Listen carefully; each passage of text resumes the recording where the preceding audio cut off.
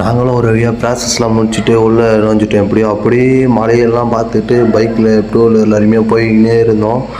நாங்கள் போகும்போது மாமூலாக வழக்கம் போல் எப்போவுமே அங்கே ஒரு கணபதி விநாயகர் கோயில் இருக்கும். அதை பார்த்துட்டு தான் போவோம். ஆனால் இந்த தடவை அதை பார்க்க முடியல. இப்போ ட்ரெண்டிங்கில் இருக்குங்களா, அது மாமூலாக பார்க்குறது தான். ஆனால் இந்த தடவை பார்க்கல. ஓவர் க்ரௌடாக இருக்கும், டைம் இல்லை எங்களுக்கு. ஆல்ரெடியே நம்பர் பிளேட்லாம் இஷ்யூ ஆகிடுச்சு. அதனால் நாங்கள் கிளம்பிட்டோம்.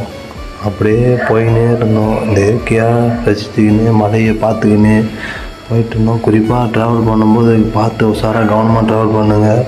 ஏன்னா பஸ்ஸு இடையில் போவோம், அதுக்கு இடையில் பைக் போவோம். அதெல்லாம் பார்த்து பார்த்து நம்ம தான் போகணும். கொஞ்சம் தவறுனா கூட நம்ம ஒன்றும் பண்ண முடியாது. பார்த்து பத்திரமா போங்க.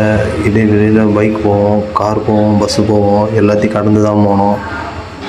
இந்த திருப்பதி மலைனாலே எவ்வளோ நேச்சுரலாக இருக்குது பாருங்கள். சூப்பராக இருக்குது. உண்மையிலே பைக்கில் ட்ராவல் பண்ணுறீங்கன்னா ரொம்ப ரொம்ப கொடுத்து வச்சவங்க தான் நீங்கள்.